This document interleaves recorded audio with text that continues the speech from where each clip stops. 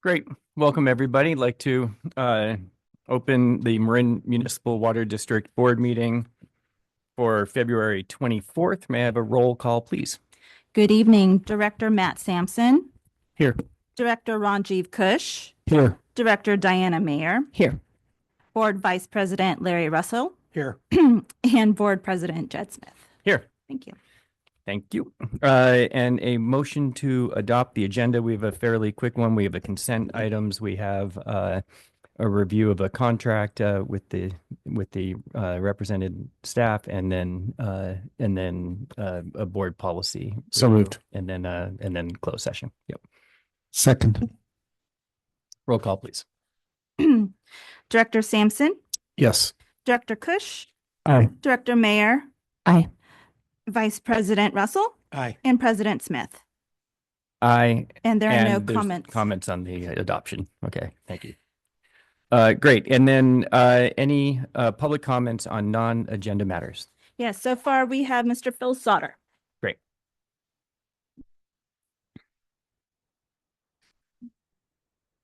Good evening. At the last board meeting after the ARC presentation, I commented that I believe the primary need for ARC water was to allow for continued use of around half our potable water on outdoor landscaping. Ben said that was a misstatement and that the reason for 3,800 acre feet of ARC water was to get us through a drought year when our reservoirs were low and we were already cutting off outdoor use of potable water.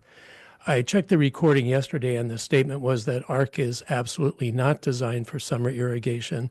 It's designed for life safety for us to meet our primary objective, our mission as an organization. Well, I certainly respect that position and realize that ARC water is not heading directly to lawns in eastern and southern Marin. The fact is that ARC water will be sent to refill reservoirs, which have already been depleted by the amount of potable water we use on our lawns year after year. Right now, our daily use is 14 million gallons a day, which are definitely meeting our primary objective and fulfilling our mission. And thanks to a little above average rainfall this winter, our reservoirs are full. However, over the coming summer months, our water use will climb above 20 million gallons a day, and our reservoirs could drop 20% before the rains start again next year. That's a loss of 15,000 acre feet from our reservoirs. Hopefully next year will be a wet winter, but if it isn't, those 15,000 acre feet are gone. 2 years of dry winters and our reservoirs will be half full and we'll be in a serious drought, and our irrigation systems will be turned off.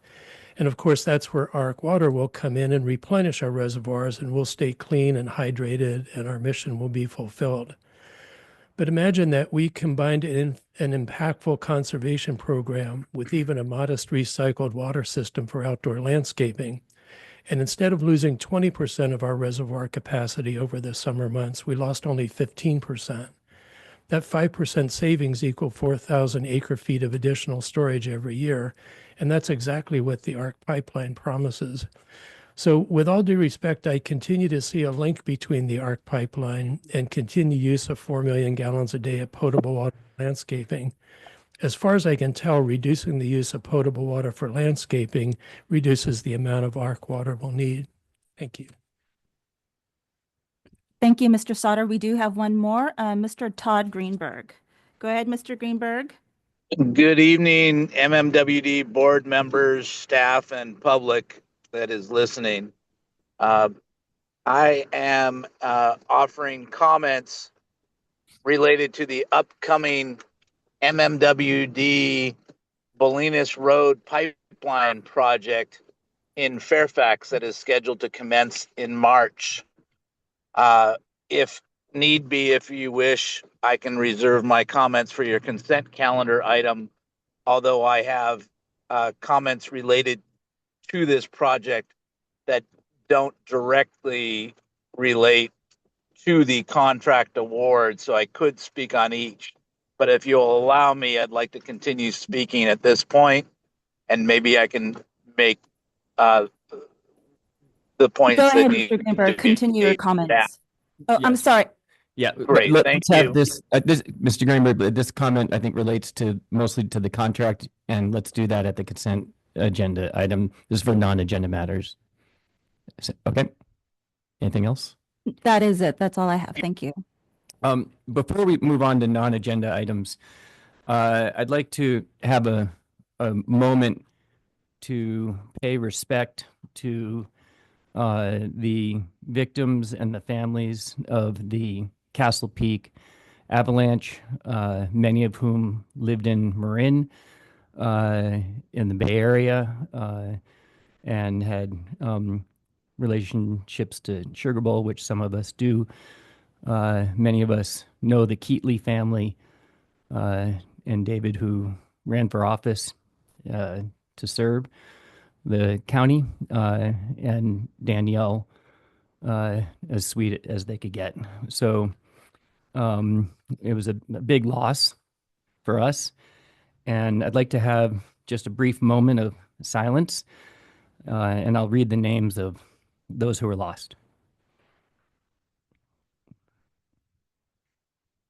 Andrew Alessandrados, Carrie Atkin, Nicole Chu, Lisbeth Klaubaugh, Michael Henry, Danielle Keatley, Kate Morse, Caroline Sikar, and Catherine Vitt.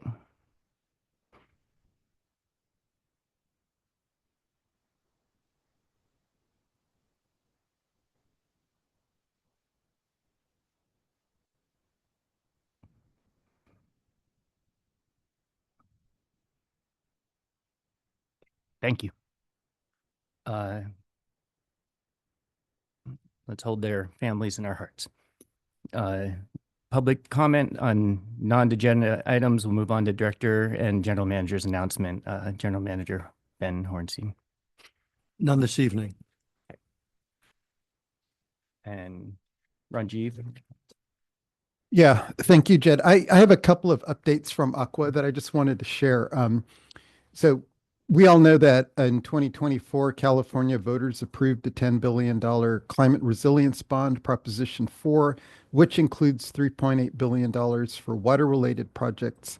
Last week, the governor signed Assembly Bill 107 into law, which exempts Proposition 4 funds in the 2025 budget from the Administrative Procedures Act, or APA, which will allow for quicker grant solicitation procedures, something that we may be able to benefit from. Just to note that additional exemptions will be needed for future Prop 4 allocations. There are a couple of other bills that are still in process that I wanted to flag. One is Assembly Bill 2180, which will clarify and codify rate setting methods specified under Prop 218, making them less vulnerable to legal challenges. The second is Senate Bill 1153, which will clarify the limited role of public water systems during wildfires and also strengthen emergency preparedness in high-risk areas. Now, Aqua is encouraging members to support both of these items. Molly, I know in the past you've occasionally brought some of these for consideration. I don't know if we're at that stage yet with these, but maybe something to keep in mind. Yeah, I think we will take a look and bring a legislative update item to the board to consider support, because both of those are pretty key and in line with our interests. Yeah, very much. Great. Thank you. That's it, Jed. Great. Any announcements that you'd like to share? No. Okay. Thanks. Larry? No. Okay. Terrific. Hearing no more, we'll move on to Agenda 5, which is our committee reports. Planning Committee had a meeting. Yeah, we had a meeting on February 10th. Staff provided the committee with an overview of the proposed Bolinas Road pipeline replacement project that is planned to replace the leak-prone cast iron main that is over 100 years old. Staff advertised this construction project on February 12th, and the contract award is on tonight's agenda for the board to consider for approval. Staff also provided the committee with an overview of the proposed pump station fire hardening project. This project would minimize wildfire threats at multiple pump stations in the district, which are vital to our water supply distribution system. Staff plans to bring this item back to the board in May to consider the formal project approval.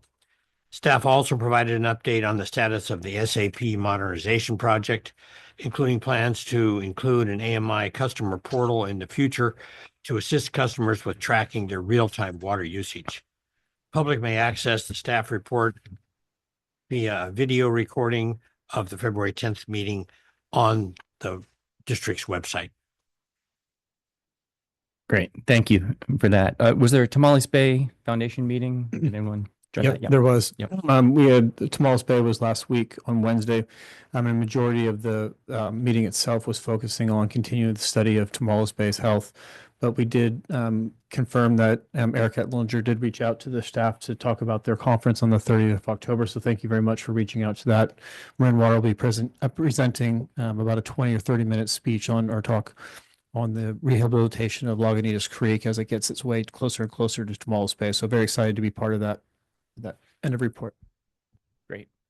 In addition, we had the Sonoma Marin Water Advisory Council meeting where they elected a new chair, John from Valley of the Moon. And it was my last meeting as a representative from Marin in that group. And it's been a fantastic 3+ years, extraordinarily productive. I was proud to serve, and I think we built some strong relationships. I announced that Ranjiv will be taking over my seat as our lead representative, and then going forward, Larry will be the alternate. So that is a change that we should note. And so thank you both for stepping up. Their reservoirs are above average like ours are. Their financial condition is solid. The environmental report was brief, but their fish counts are rising like ours are. They did have a report out on the dam, deconstruction, I guess, and decommissioning, which was interesting. I think they were less alarmed by some of the publicity that has come out against it recently. Things seem to be moving forward, but this is going to be a many, many years project. And Ranjiv, anything else to add? Maybe just one other item. They did release a report, or the annual report, on the Sonoma Marin Saving Water Partnership. There's a very nice description of all of the water conservation efforts covered by this and some of their impacts. So I know we have multiple copies of it. If anyone is interested, please let me know. Great. Okay. Thanks. No more? We Yep, have no one more. Yep. Both Director Russell and I attended the North Bay Watershed Association meeting about 2 weeks ago. And a lot of that meeting was actually focused on preparation for their conference that we'll be attending and presenting at in April of this year. But there was a pretty lengthy presentation about creek restoration work on Sonoma Creek, specifically between Glenelg and along the Arnold corridor there. And of note, a lot of it was restoration work to reduce flooding and also impact from stream erosion and bank erosion and what they're doing up there. So it would be good to have our watershed staff take a look and see the work they're doing up there, because they're really trying to focus on doing a lot of the same things I think we can see some benefit in some of our creeks for. Great. Thank you for that. Moving on to item 6, which is our consent items. Is there any of these consent items that directors would like to pull for further discussion? Okay.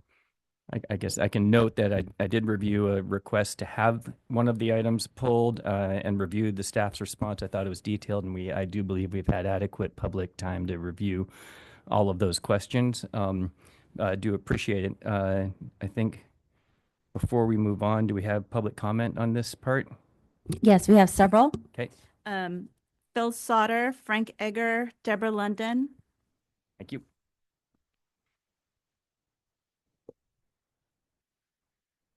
There were 2 items in the general manager's report that stood out for me. The first was that recycled water production has dropped 24% year over year, with other districts in California as a whole putting a significant focus on increasing the use of recycled water. I wasn't sure why we're going in that direction. I'm thinking if we could convert even a fraction of the potable water we use for landscaping to recycled water, it could help make sure our potable water supply is there when we need it. The second item was a major bump in the Cash for Grass programs this year. In fiscal year 24, we didn't even measure the amount of lawns converted. In fiscal year 25, we converted 72,000 square feet of lawns. And in fiscal year 26 so far, we've converted 81,000 square feet. And in January alone, we converted 33,000 square feet. So we've broken 2 acres of lawn conversions this year, and I'd really be interested in knowing what's behind this steady uptick. It seems that single-family residential consultations are up this year, and there have been some really good messaging going out in these winter months. So thank you to the conservation and communications teams. And if Ben could share any insight on what's behind this welcome uptick, I know we'd all be glad to hear it. Finally, although volunteer events don't usually make it into the general manager's report, I learned that this week is National Invasive Species Awareness Week. And Marin Water got off to a great start this past Saturday with a morning broom pull at Lake Lagunitas. There were nearly 50 people there, and we ran out of weed wrenches.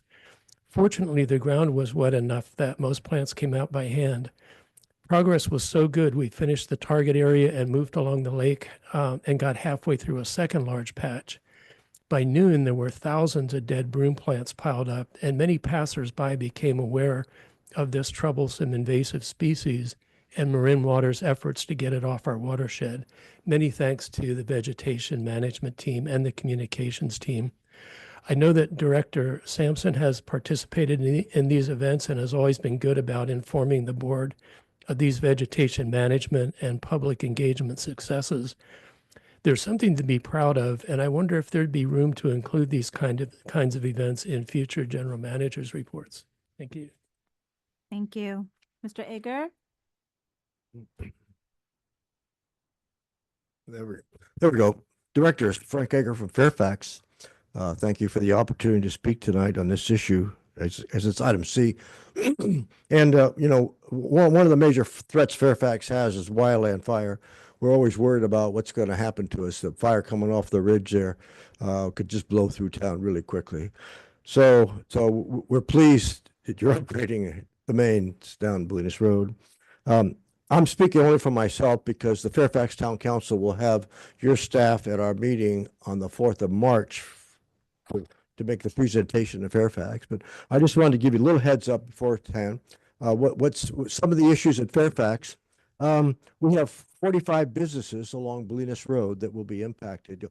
We've been told it's a 7-month project, and I can't quite figure out why it would take 7 months to install a mile of pipeline. But anyway, I guess Argonaut can explain that to you.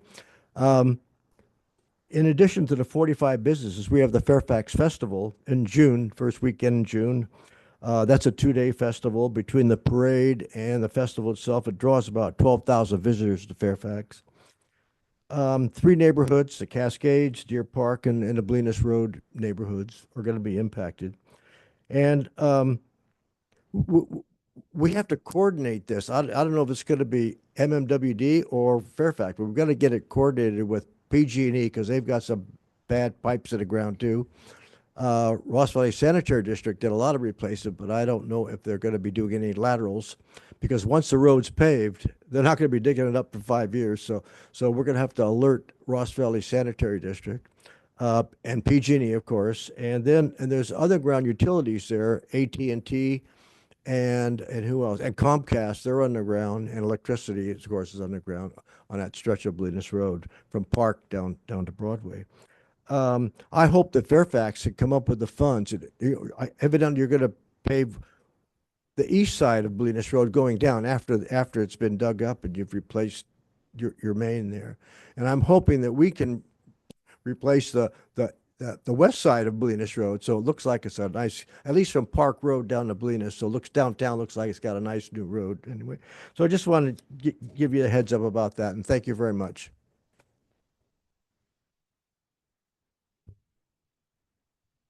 Hi. Now it is. Stop. Yeah, turn it back on.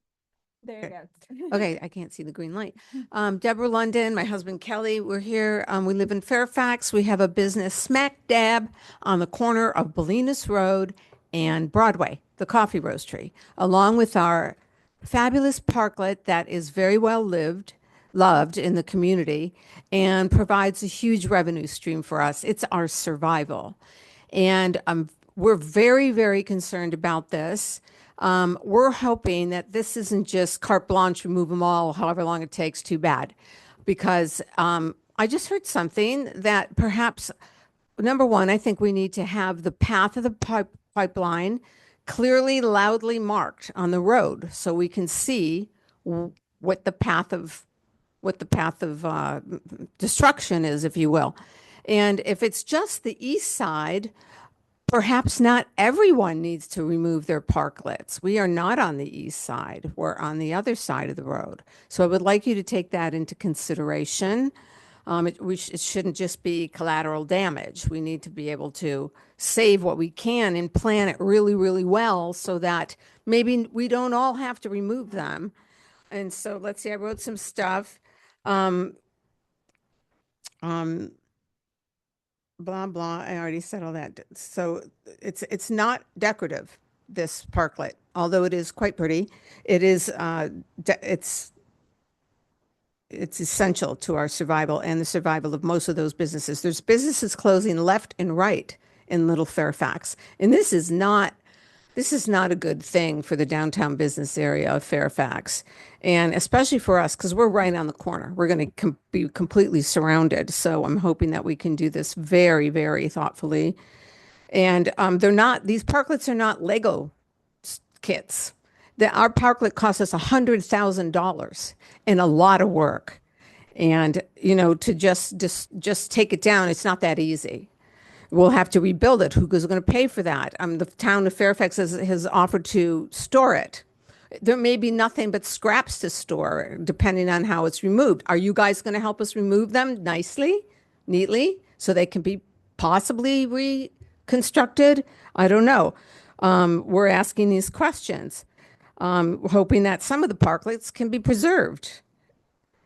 So clearly, precisely mark in visible paint the exact path, if you would. I don't think that's that hard.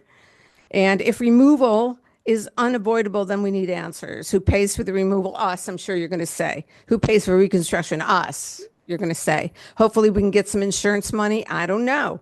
What mitigation is being offered, if any, for documented revenue loss? So these Thank you, Ms. parklets. London. Your time's up. We appreciate your comments. And Well, believe- I only had a little bit more to go. No, I know, but you can always bring this back to your town of Fairfax too. And of course, you can always submit a comment and email our board. Or your family can continue. Oh, Kelly, you want to continue? Just read this. Right here, just these parklets were legit, and it's very short. Thank you for that. Yep. These parklets were encouraged by the town of Fairfax to help small business survive. There are approximately 7 or 8 businesses in town with parklets. This affects us all. Small businesses should not bear the financial burden of public infrastructure upgrades. We're asking for partnership, transparency, and mitigation. We're asking that the removal happen only if absolutely necessary, only when imminent, with a clear financial plan to make businesses whole. Fairfax depends on its small businesses. We're not asking for special treatment. We're asking not to be collateral damage. Thank you for your consideration. Thank you. The next speaker is Kay Begley. Hello, can you hear me? Yes, can you speak a little bit more louder though? I sure can. Hello. Perfect. Yes, thank you. Hi there. Greetings to all. And thank you for taking my comments.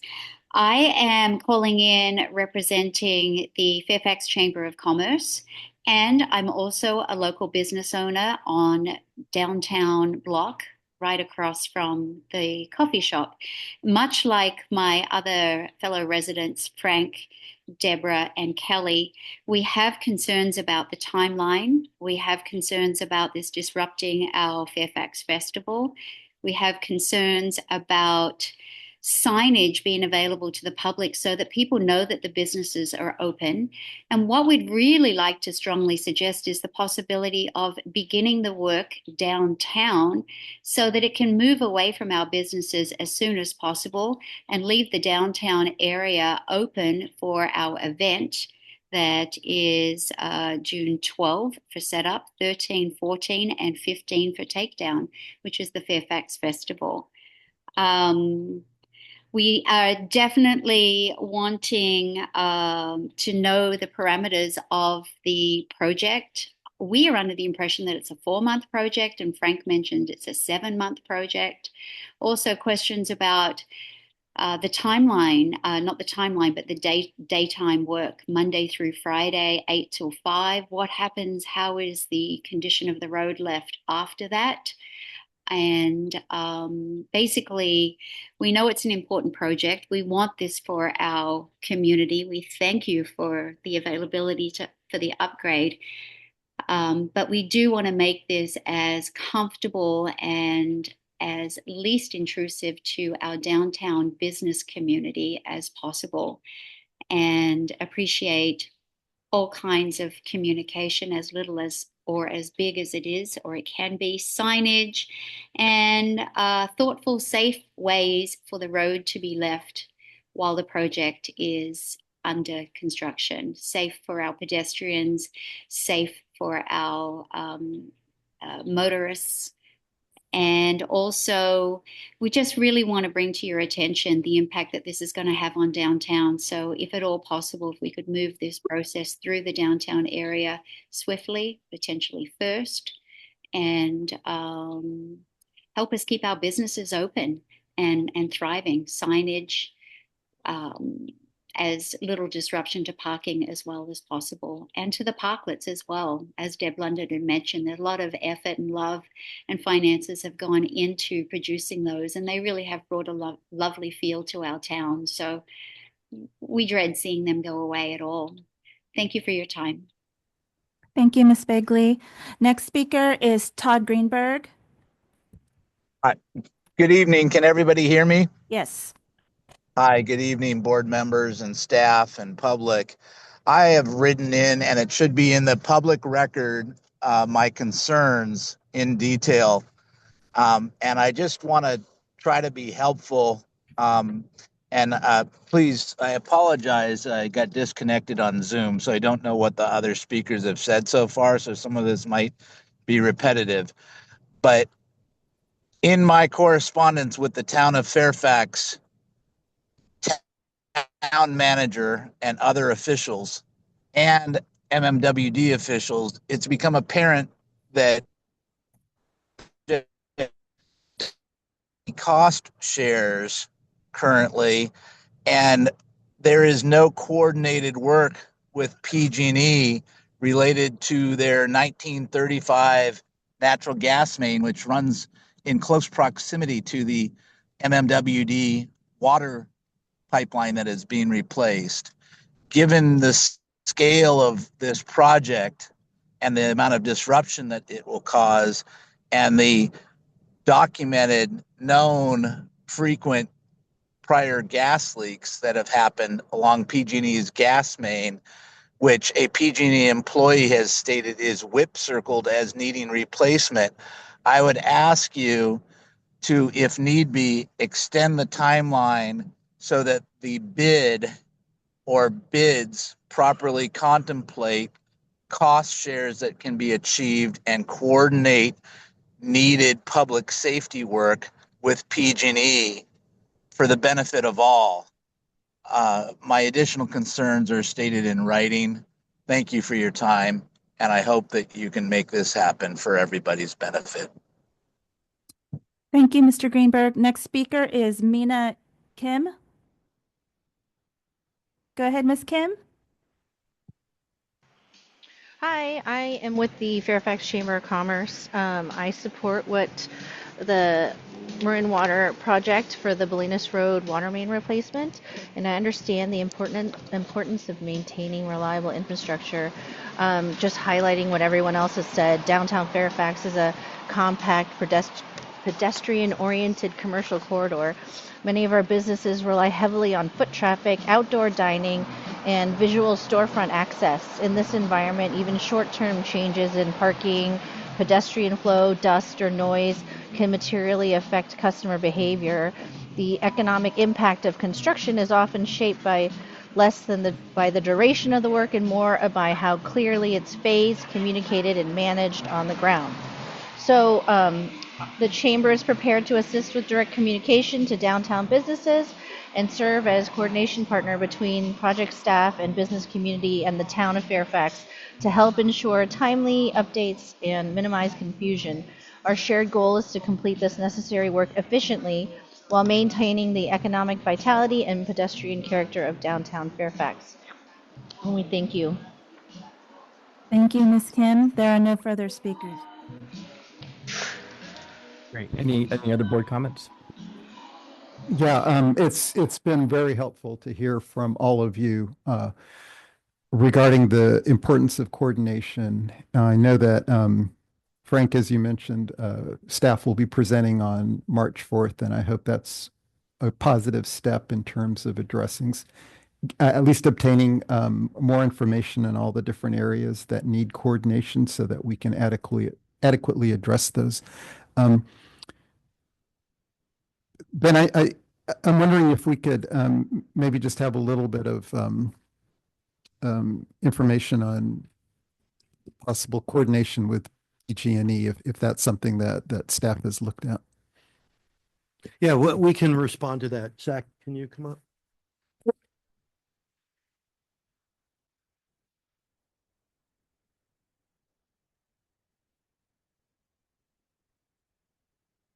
Directors, Zach Talbot, engineering manager of design.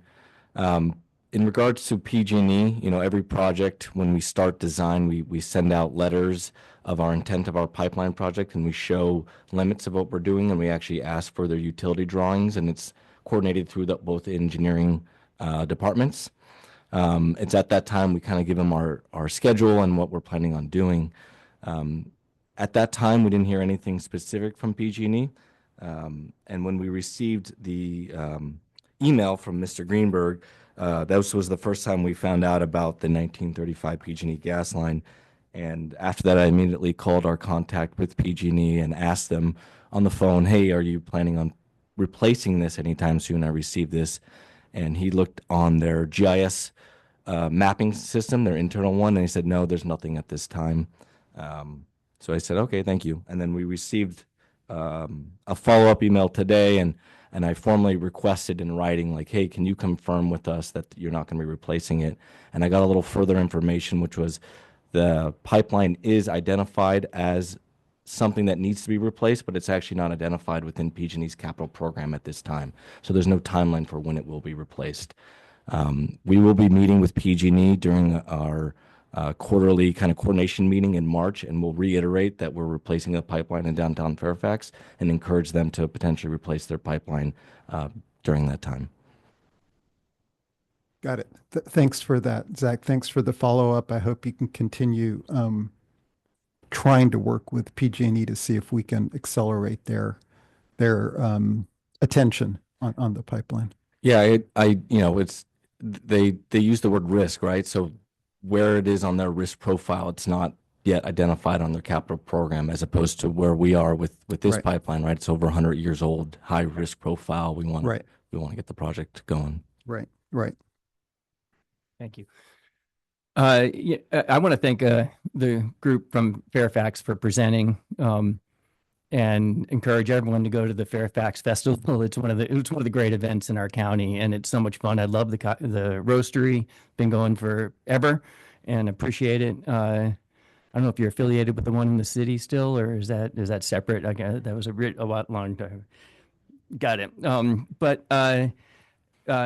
So we're really good, I hope, at coordinating and partnering with municipalities on projects like this. We definitely want complete transparency. It sounds like we have some work to do on communication and coordination. This pipe was put down in the ground in 1921. It's a 105-year-old pipe. And I'd be careful what you ask for from PG&E. In Blythedale and Mill Valley, Marin water was in and out. We did our project. We replaced just a really horrifying rusty old pipe. It was healthy, but it was falling apart and leaking. And my guess is your pipe is going to look the same. And when you take a look at that water pipe, you'll be like, wow, thank you, Marin Water, for spending the money, spending millions of dollars to do that. PG&E came in and that project got delayed. It took over 2 years. And we were in and out. We were good. We're good at what we do. But as soon as you start to open up other stuff, my guess is this is going to have a broader impact on what you want downtown. But the other issues about impacting the businesses on all levels, the festival and the timing, I think we have some work to do. And if Fairfax, if anything, doesn't come to your satisfaction as we move forward with that, please reach out to me or any of us directly. I'm comfortable moving forward because I know we need to replace this pipe, but we need some more coordination. Does that sound good to move Yeah, forward? absolutely. And, staff has been talking about this and aware of the coordination needs and really engaging Fairfax staff in a pretty high level of detail with their comms, with their engineering people. And we do have a sense of what's in front of us and the need to really tight coordination, communication, signage, everything that was brought up, thinking about the festival. Right. I'm confident we can do it. Yeah. And we'll get it done as quick as we can. Okay. There'll be more questions on March. What date is the meeting? March 4th? Was it? Okay. And I guess let's get as many of those questions to our staff ahead of time so we can be prepared. Does that sound good? Okay. Any other comments? There are none. Okay. We need a motion. Yep. I have a comment. Yep. It seems to me that maybe it would be wise to delay this project past the festival start time. And I don't know if we should go forward with issuing the contract if these concepts are not firmed up about the PG&E line, about the timing. But it seems that might be a fairly simple way to avoid.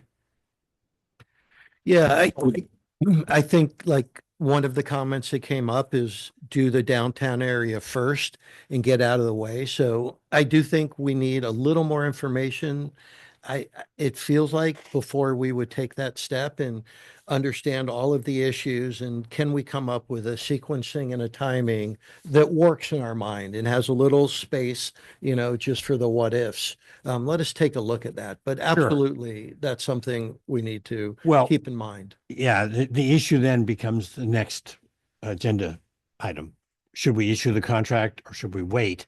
Because we're setting ourselves up for a change order that maybe could be avoided. Right. So I don't know. This action tonight would not enter into the contract, right? This is authorization. Correct. So what is the timing for the project itself starting? Sure. So after approval to enter into the contract gets passed back and forth, and that can take up to 30 days. And at that point, once the contractor's under contract, that's when a full schedule is developed.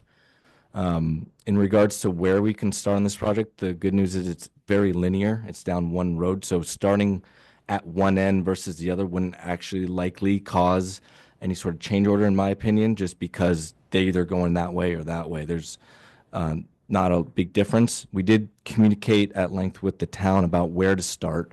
And when we put the contract together, we decided to start at Deer Park Villa and work towards downtown to give businesses enough time to prepare. As opposed to, hey, the construction's starting next month, be prepared. Now, we're flexible, I believe, in starting on one end or the other. Typically, the water district does determine where we start based on operational needs. So that is something we could certainly talk to the contractor about. In terms of the Fairfax Festival, there's float in the schedule, and we could certainly work around that Fairfax Festival, and we could determine where that aligns within our schedule, depending on where we start. So potentially with the festival, if we're still in the midst of the project, we could set it up and have the deck plates and potentially really not have an impact on the festival. Yeah, so when we put in pipeline on any given day, at the very end of the day, 5 o'clock, the road's clear and everyone can drive on it. And it looks like it did, before we started construction. And there's just a simple plug pave, and cars can go, a festival can happen. And if you need an extra day to set up, say on a Friday, we could request that the contractor not work on that Friday, kind of thing. What about the parklets? Are we using that lane for traffic, or is it going to go flagman and? Yeah, so the town has requested to maintain at best possible 2 lanes of traffic for traffic flow. And in order to get our equipment in there to install the pipeline, will likely take over half the road. And so in order to maintain traffic, the parklets would have to be temporarily relocated and removed within the public right of way to allow for traffic flow. And we'll kind of try and better understand the parklet issue as well, and certainly appreciate the comments of the collateral damage. I mean, our interest is only being able to do the project, and we'll work hand in hand with the city staff and other stakeholders to really kind of carve out a path to get this done with minimum impact. I mean, it is a 105-year-old pipe, so I'm reluctant to say, yeah, let's just delay it. Let's just see what we can do in the next 30 days, and I'll communicate to the board before we execute the contract on the status. If the board chooses to move forward with the next item. With all due respect, I'm more concerned about the age of the PG&E gas line than I am about our water line in terms of failures. You know, water is one thing, gas is another. I know. I thought Director Smith's comment, I mean, it is a yin and a yang, because it would be a very different project if it was doing the water line and the gas line in terms of impact. But at some point, yeah, you got to replace the gas line. I mean, we can only do what we can do and let them know we're doing it and the street's going to be open. And For what it's worth, that was a 2-year project. yeah, yeah. And it was almost all the gas line. Yeah, yeah. So I just, you should look into it because you want to upgrade everything and get everything as good as possible. And hopefully this is not just viewed as collateral damage. We're trying to upgrade Fairfax in many ways here. But we'll have an opportunity to do a final approval of the contract after you have that 30 days or okay. Well, You're going to report back. You'll I'll report back. before and then we we'll- execute that contract. Okay. Thank you. And where does the gas line lie? Is it like the other side of the street? I can't answer that with, I don't have it memorized. That's fine. Okay, great. It's on the east side mainly. And it's pretty old. It's about as old as the water line. Yeah. That's exactly what happened in San Bruno, huh? Yeah. Larry, with the idea of reporting back to us before it's signed, does that sound good to you? Sure. Okay. May I have a motion to approve the consent items? So moved. Second. Okay. Roll call, please. Director Sampson. Yes. Director Kush. Aye. Director Mayer. Aye. Vice President Russell Aye. and Director Smith. Aye. Thank you. Great. And now, sorry.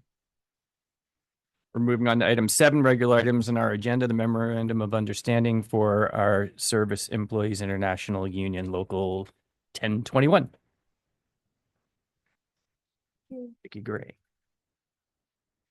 Good evening, Board. I'm Vicki Garay with the Human Resources Department, and I am here as staff recommends that the Board approve 2 items. One is the amendment to the MOU, which covers the working conditions for represented employees. That's our SEIU group, and a new resolution amending and restating the resolution 8760 covering unrepresented employees. And unrepresented employees are your management and confidential employees.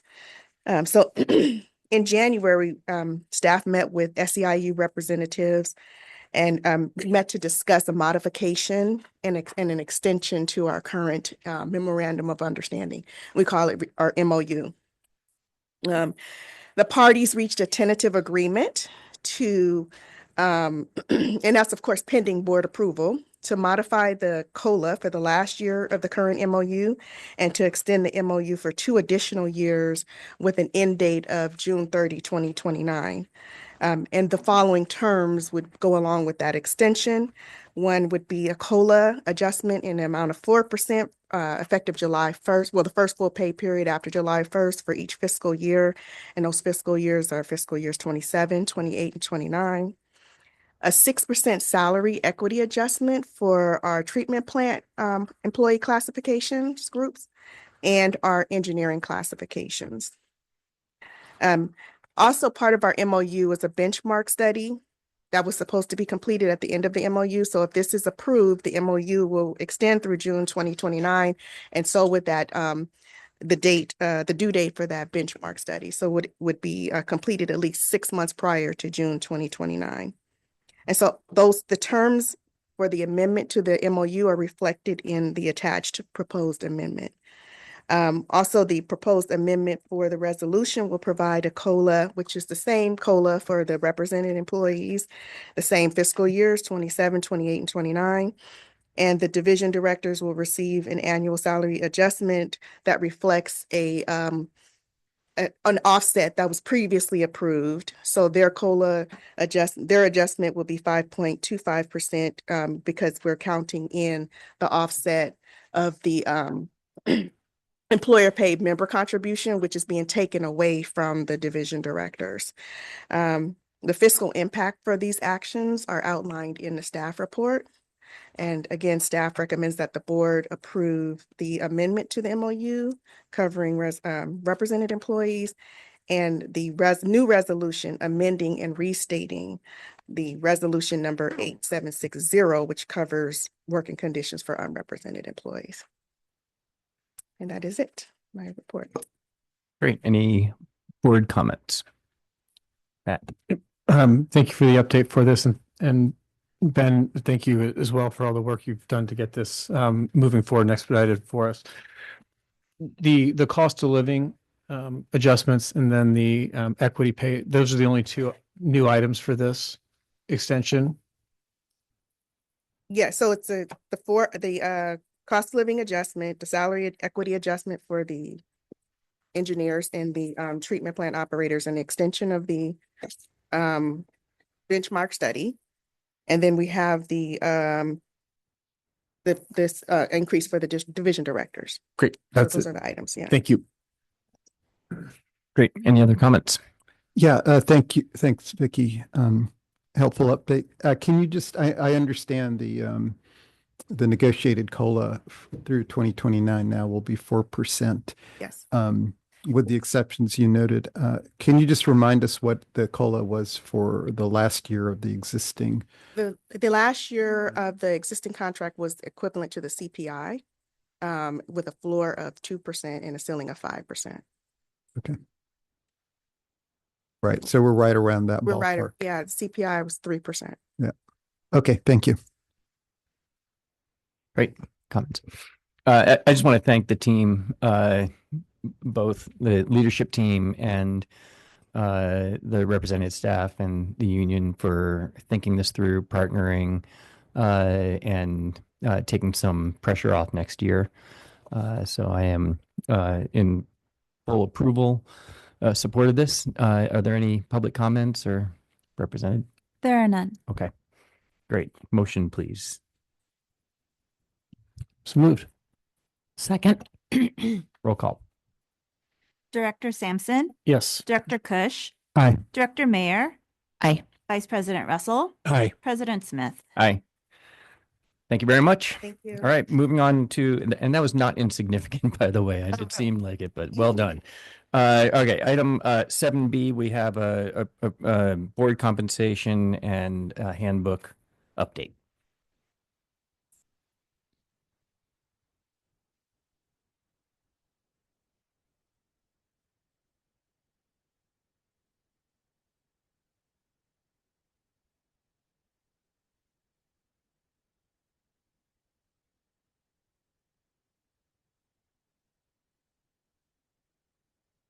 Oh, there it is. There you go.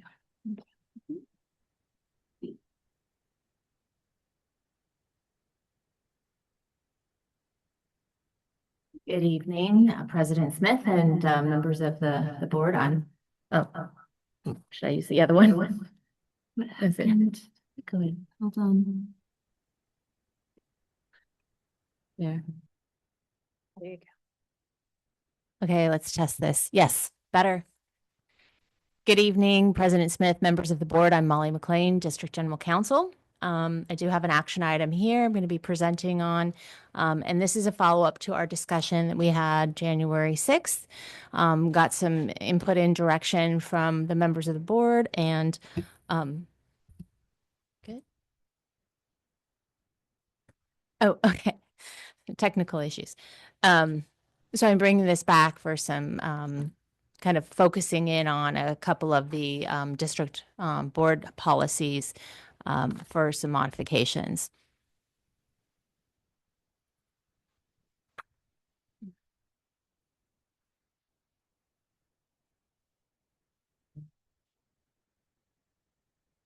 I'll just page down.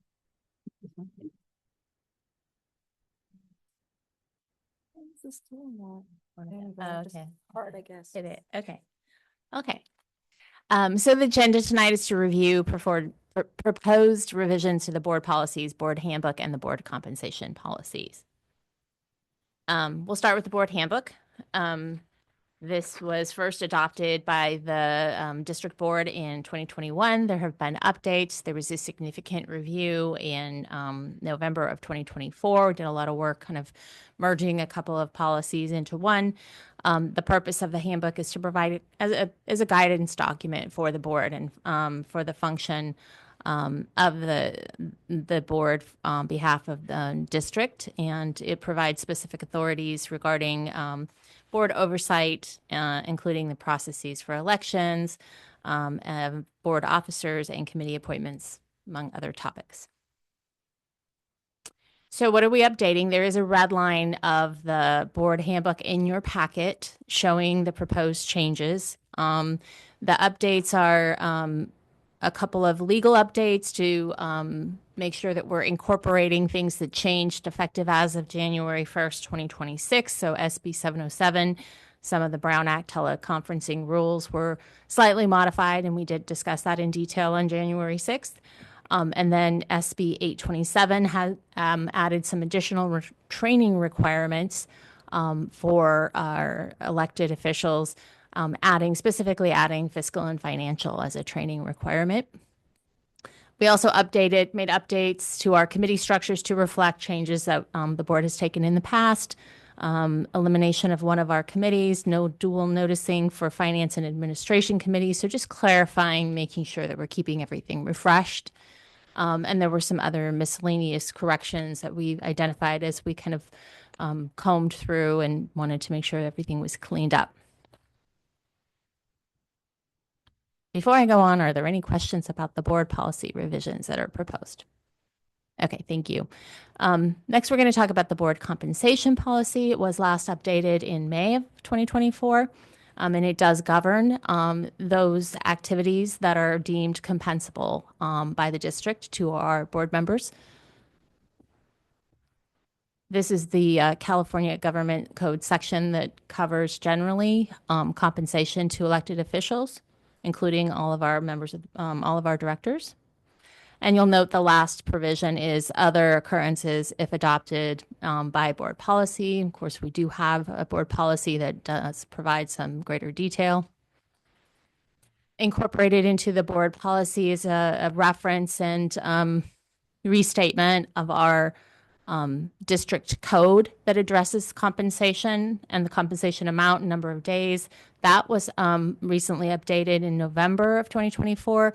And this change just makes sure that there's an alignment between those two. So nothing new here.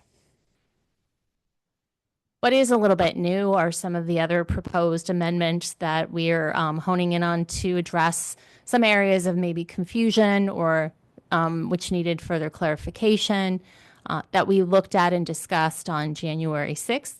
So I took your input and went back to the drawing board, so to speak. And what I'm proposing to do is to modify this section, which lists our other activities for compensation. I took out meetings in the first bullet, specifically to allow the next three bullets to address those general activities that are referenced or communicated by official attendance. And you'll note that I underlined in each of those cases official attendance, and that's to define the activity that follows. And then, as actually I think was suggested by Director Sampson, I added a definition of what constitutes official attendance for purposes of this policy. So you can see it in front of you. It shall mean attendance attributable to duties assigned by the Board of Directors, with a parenthetical such as committee assignments or those performed at the request of the district general manager or the board, i.e., this would exclude compensation for attendance of non-committee members at committee meetings and attendance at stakeholder group meetings unless specifically requested by the board or the general manager. So this is the clarification that I've developed to address some of the areas of question and concern that have been discussed. And so I'll stop there. I can put that language back up if there's discussion, but my recommendation would be to take action to approve these modifications tonight. Great. Any comments? I just have a comment. Can you go back a slide, Molly? Yes. Is the request about the compensation or is it about being at the meeting? That's the only thing I think is a little unclear. Yeah, I would something like, if a official representative could not attend and they were asking someone to attend in their place.